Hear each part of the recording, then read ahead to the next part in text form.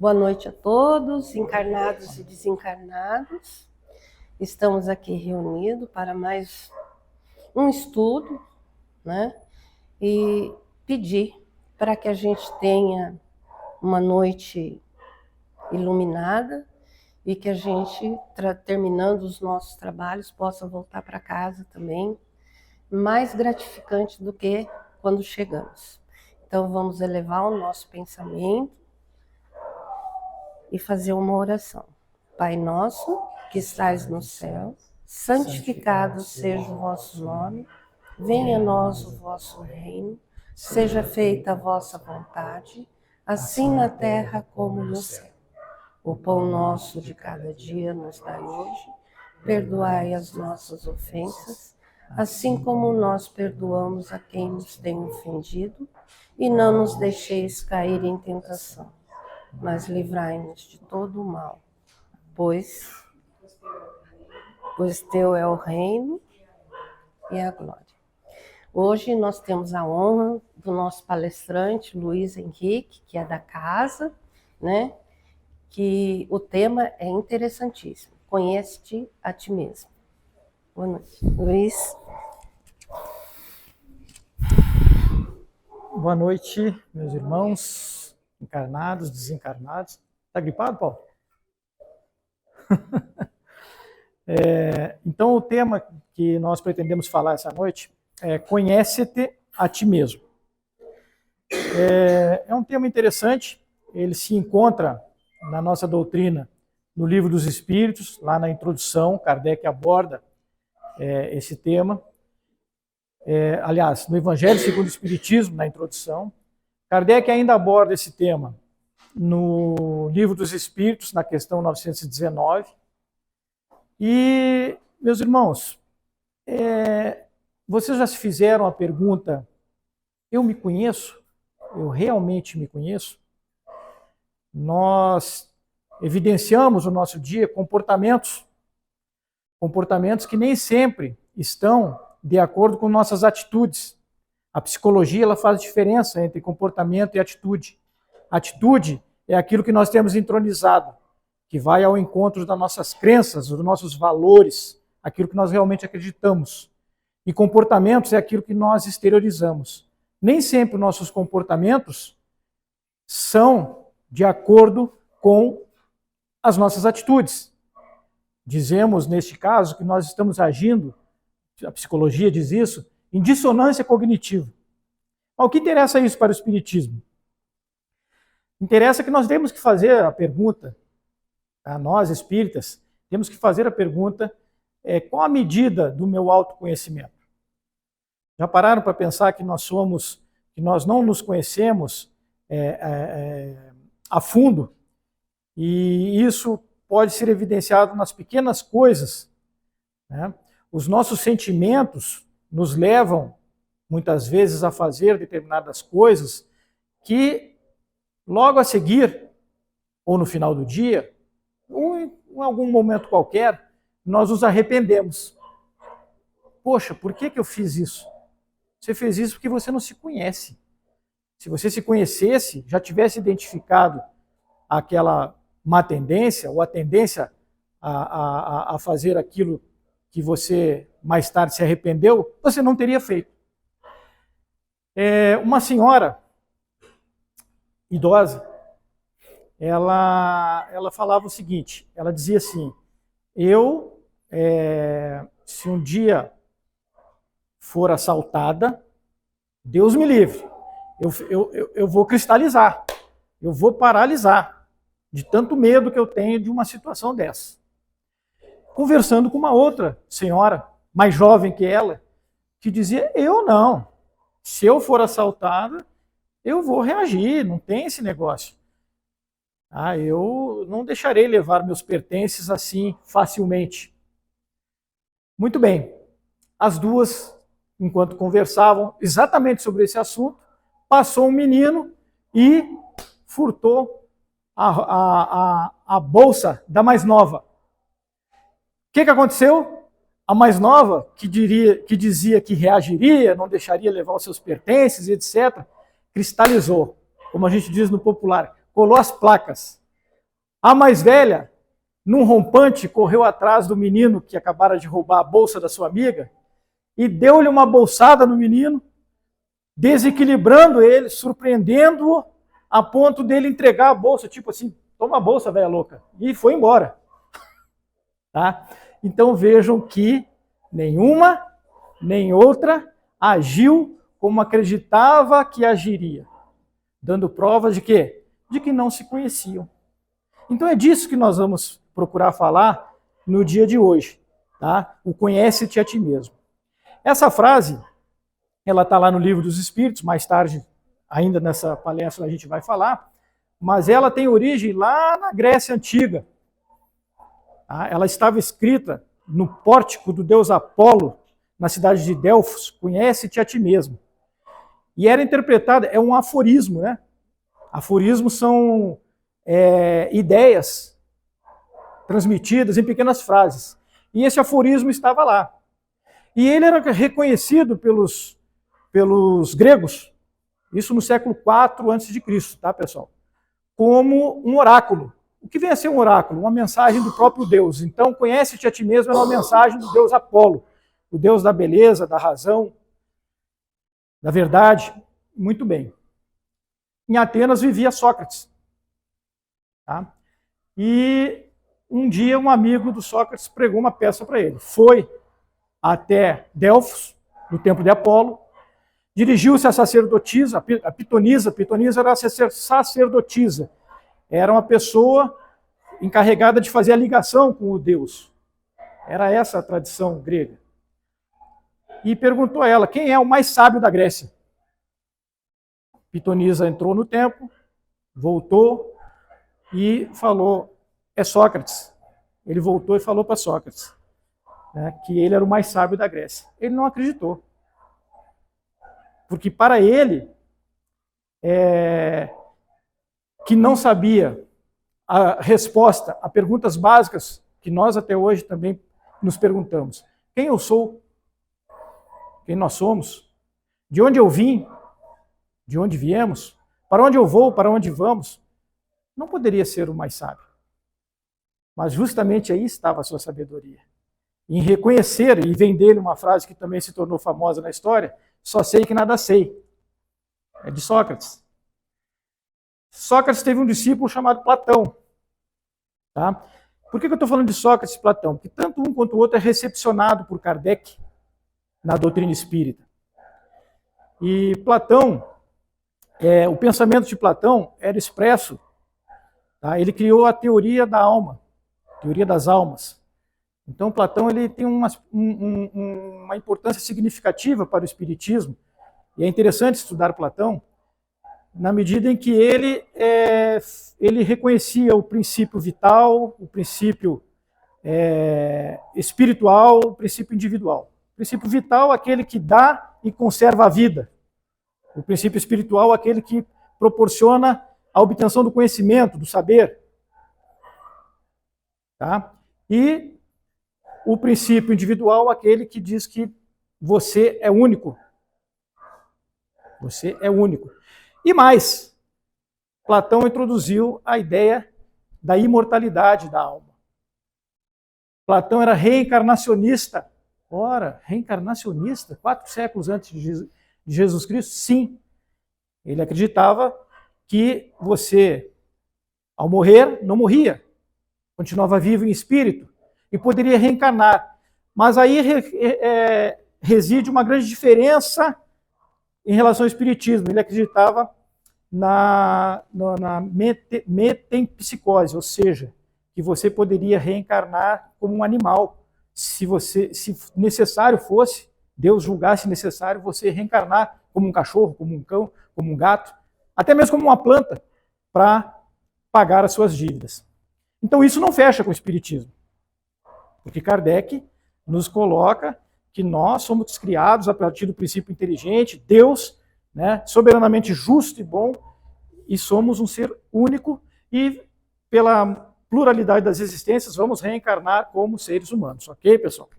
Mas tem um aspecto importante desse pensamento dos gregos, Platão, Sócrates, mais tarde Aristóteles. Sócrates não escreveu nada, Platão escreveu. Platão escreveu, traduziu o pensamento de Sócrates e escreveu. Alguns autores, vocês vão pesquisar por aí, quem tiver curiosidade, vai ver que colocam os filósofos gregos como os precursores do espiritismo. Pessoal, não são. Podem ser, sim, precursores da filosofia espírita. E ainda assim, diferindo dessa, por conta desse aspecto da reencarnação que eles acreditavam e a reencarnação que o espiritismo prega, acredita. Tá? Lembrando que o espiritismo tem 3 pilares: o pilar filosófico, o científico e o religioso, a nossa ligação com Deus. Então, a doutrina espírita, que a gente usa muito falar de doutrina espírita, eu prefiro muito falar espiritismo. Porque quando eu falo espiritismo, eu estou realmente assumindo. Qual é a sua religião? Espírita. Ah, mas não falam que é doutrina, que é filosofia, que é ciência, é tudo isso, mas é também religião porque crê em Deus. Soberanamente justo e bom, que nos colocou aqui agora para ouvir essas palavras que eu tinha para passar. Muito bem. Vamos falar um pouquinho mais de filósofo. Santo Agostinho, vocês já ouviram falar? Santo Agostinho é um expoente da Igreja Católica. Nasceu no norte da África, já 3 séculos depois de Cristo, foi maniqueísta. Maniqueísta? É esse mesmo termo? É. Ou seja, acreditava que o mundo era feito, dividido e regido pelo bem e pelo mal, e pela luta eterna entre o bem e o mal. Era isso que ele acreditava. Ele viveu 70 e poucos anos para se arrepender desse pensamento, se arrepender da vida desregrada que ele tinha, tá? Se converter ao cristianismo, transformar-se em bispo, 34 anos de bispo, deixar obras maravilhosas escritas, dentre elas uma obra que tem 13 livros, chamada Confissões, obras em que 9 desses livros ele fala do autoconhecimento, 4 ele fala de teologia, são 13 livros. Então Santo Agostinho, para a Igreja Católica, é uma referência porque ele colocava sempre as suas imperfeições ligadas a ele mesmo. E o seu progresso espiritual, na direção do bem, ele atribuía a Deus. Ele separava as coisas. Será que nós fazemos isso? Para reflexão. Santo Agostinho não foi só um contribuinte, vamos dizer assim, um colaborador da Igreja Católica. Ele foi também, depois de desencarnado, um espírito de muita luz e que nos traz diversas comunicações mediúnicas presentes nas obras do codificador. Tá? Então, quando nós procurarmos fazer o Evangelho no lar, que eu aconselho a fazer, abrirmos lá para ler determinada passagem bíblica e depois vir as instruções dos Espíritos, em muitos capítulos vocês verão lá nas instruções dos Espíritos de Santo Agostinho. Ele se mete em tudo, Santo Agostinho, como espírito de luz, espírito superior. Tá? E ele nos traz também uma mensagem no Livro dos Espíritos, justamente falando, agora eu vou pegar minha colinha aqui, sobre essa constante, a importância dessa busca do autoconhecimento. Então, meus amigos, olha só, a gente pensa que se conhece, né? Mas se fizermos um exercício diário de questionamento sobre o que acertamos e o que erramos, a gente vai se surpreender. Questionar, Santo Agostinho nos coloca a importância de nos questionarmos diariamente. Se a gente não conseguir fazer isso diariamente, eu acho que ninguém vai fazer. A gente trabalha o dia todo, deita, reza e acaba muitas vezes pegando no sono rezando, né? Mas é importante que nos questionemos diariamente ou em algum dia da semana, e ao nos questionar, procuremos identificar, procuremos repassar. Se for diariamente, repassemos o que fizemos ao longo do dia Tá? E perguntemos à nossa consciência: o que eu fiz em tal situação é contrário a Deus? É contrário ao próximo? É contrário a mim mesmo? Tá? Por que a importância do questionar? Conhece-te a ti mesmo é uma máxima, é muito genérica. Todo mundo vai achar, eu me conheço. Tenho 54 anos, se eu não me conhecesse. Mentira. Não se conhece, não. Quando você se questiona e você atribui as situações que você viveu, a indagação, sob a ótica disso que eu falei, tá? Contrario a Deus, contrario ao próximo, contrario a mim mesmo, eu vou me perceber respondendo sim ou não. Se eu tive mais sim, estou no caminho certo. Se eu tive mais não, é a hora de identificar, né, as imperfeições que eu tenho que me melhorar.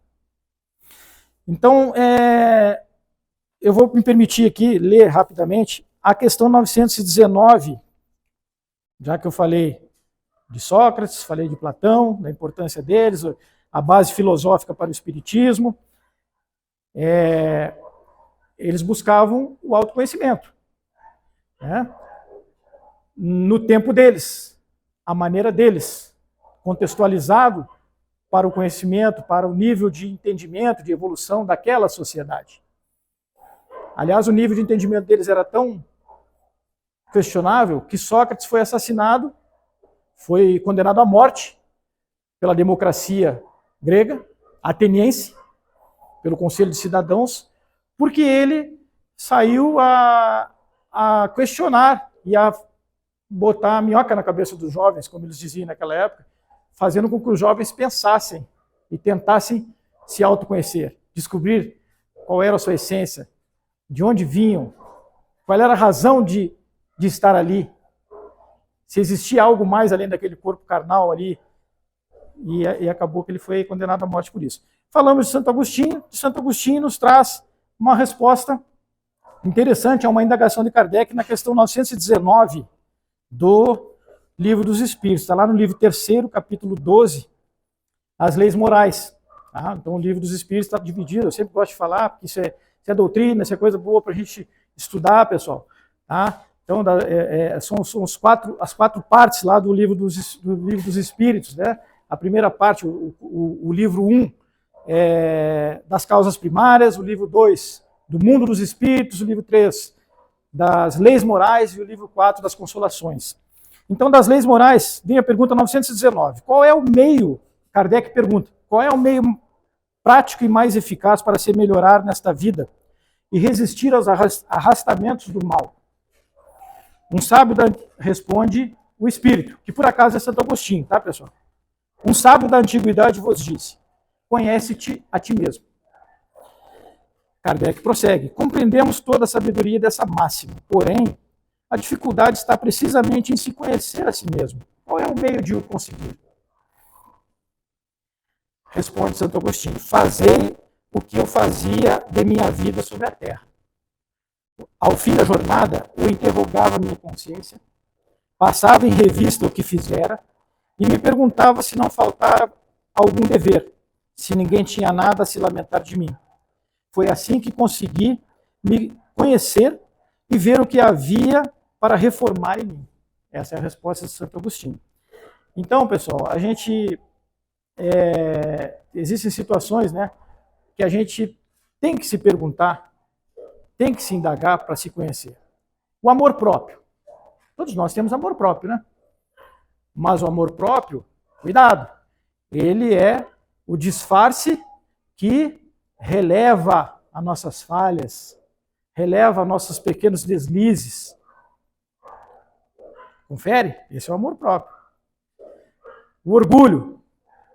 Né? O orgulho faz de nós autossuficientes, porque ele é uma coisa que está ligada muito ao nosso interior, que é a gente sentir honradez pelo que a gente é, pelo que a gente fala, pelo que a gente escreve, pelo que a gente produz. Né? Cuidado. A vaidade. Tá? A vaidade, eu diria assim, que ela é a exteriorização do orgulho, porque o orgulho você se acha e você se basta, você tem orgulho. Tá? Cuidado, que você pode estar orgulhoso de coisas não tão boas. Quando você é orgulhoso de coisas boas, ok. Mas pergunte à sua consciência se aquilo que você tem orgulho, tá, não fere o direito do próximo, não fere as leis de Deus, não fere as leis morais. A vaidade. Tá? Como nós agimos diante da vaidade? Aquele colega de trabalho que não reconhece o seu trabalho. Aquela colega que não reconhece o seu penteado. Isso te atinge ou não te atinge? Tá? Então, são coisas que no dia a dia tem como nos perguntarmos, nos inquirirmos e buscarmos a nossa melhora enquanto pessoas. Vamos pegar um exemplo bem do nosso dia a dia.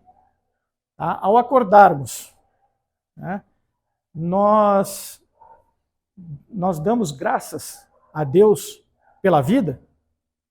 Sim ou não? Se sim, ok. Se não, é uma deficiência, é uma coisa que nós temos que atacar. Ao sentarmos à mesa, temos só café, pão e manteiga. Muita gente, às vezes nem isso tem. Nós agradecemos por ter café, pão e manteiga? Ou nós reclamamos porque só temos café, pão e manteiga? Quando vamos para o trabalho, alguém nos dá uma fechada no trânsito. Né? Nós somos tolerantes com isso? Ou nós vamos de 0 a 100 numa rapidez assim e revidamos e buzinamos ou saímos atrás do cara para dar uma lição?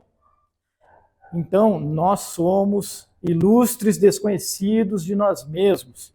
E as situações mínimas do cotidiano nos revelam isso. Revelam o nosso mau humor, revelam a nossa falta de indulgência, tá? A nossa falta de empatia para com o próximo. Você está chegando no sinal de trânsito, o cara vai vir te pedir. Você já fecha o vidro, porque o seu filme é bem escuro, e não está nem aí. O cara até bate no seu vidro e você não está nem aí. Isso é falta de empatia, falta de indulgência, de caridade. Ah, mas eu não tenho, eu só estou com cartão de crédito, não tenho dinheiro. Dê atenção. Né? Caridade moral. Ô, meu amigo, não tenho dinheiro, não tem nada aqui, mas o que você está precisando, meu irmão?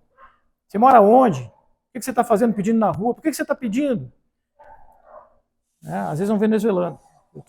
Toda vez que eu vejo um venezuelano na rua pedindo, eu falo para ele, procure a AVCG, Associação Venezuelana de Campo Grande.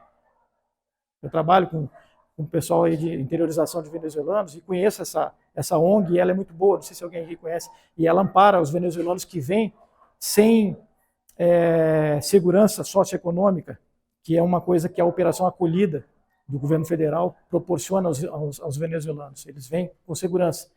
Aqueles que vêm por conta própria, invariavelmente, vão ter que se virar.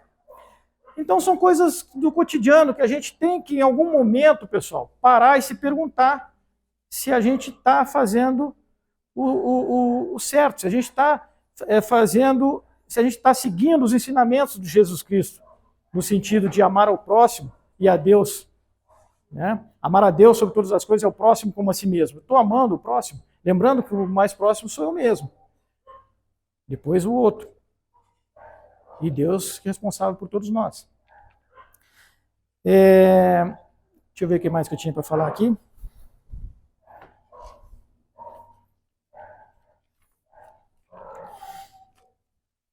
Então, a palestra vai ser curta. Para finalizar, vamos dizer assim, nós temos que procurar ter em mente o seguinte: nós nascemos, crescemos, vivemos, né? E uma coisa é certa ao longo da vida, que vamos morrer. Que vamos morrer. Então, se nós não buscarmos o autoconhecimento, e o autoconhecimento é a chave do sucesso para o nosso progresso individual. É isso que o Livro dos Espíritos coloca para nós, é isso que a doutrina espírita coloca para nós, tá? E particularmente essa questão 919 do Livro dos Espíritos nos traz. Ao morrermos, nós vamos nos conhecer. Ali será um encontro com aquele que nos conhece. Deus, o anjo da guarda, um parente que veio te receber, talvez todos estes. Mas nós teremos um encontro com a nossa consciência espiritual, aquela que sabe de tudo que nós fomos nas encarnações anteriores, aquela que sabe, tá? E que vai nos desnudar que nós, na última encarnação, nesta encarnação, nos comprometemos a corrigir a avareza, né? A corrigir o egoísmo, a corrigir o orgulho, a vaidade, as tendências ao alcoolismo, e não fizemos nada disso. Então, ali é a hora que a gente vai, efetivamente, se não praticou a busca pelo autoconhecimento, a busca por identificar as pequenas imperfeições que afloram, gente, no dia a dia nosso, e corrigi-las, a gente entra no ciclo, né? Novo planejamento reencarnatório, vamos lá, você vai receber uma nova chance, vamos ver se você se melhora dessa vez, e é assim. E é interessante que o Santo Agostinho, nessa instrução mediúnica que está aqui no Livro dos Espíritos, ele também fala disso aí, pessoal.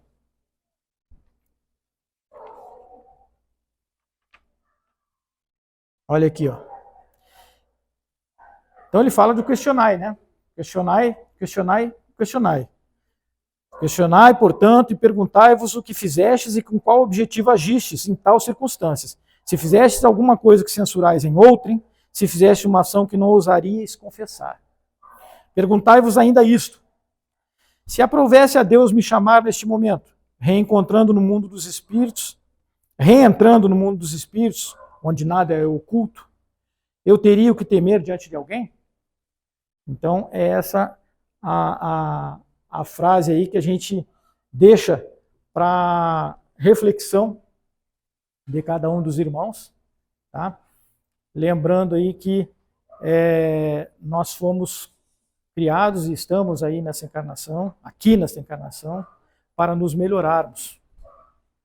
E a busca pelo autoconhecimento, né, esses desdobramentos da frase conhece-te a ti mesmo, né, o próprio filósofo lá no século IV a.C. falou, conhece-te a ti mesmo, um corolário dessa frase, e conhecerás o mundo e os deuses. Isso vale até os dias de hoje. Conhece-te a ti mesmo e conhecerás o mundo, como ele interage com você, e como você interage com ele, e conhecerá Deus. Porque cada vez que você se perguntar, se questionar se aquele ato cometido foi contra a lei de Deus, o próximo ou a si mesmo, você vai estar se aproximando de Deus, se aproximando dos ensinamentos do Mestre Jesus. Esse tema eu queria falar mais, mas confesso a vocês que ele é bem espalhado. E eu espero ter deixado aí a mensagem da importância, né? A mensagem de que somos, sim, ilustres desconhecidos de nós mesmos e que temos que buscar identificar as nossas imperfeições para corrigi-las. É isso que o Espiritismo passa para nós com relação aos desdobramentos aí dessa máxima, né? Conheça-se a si mesmo. Muito obrigado.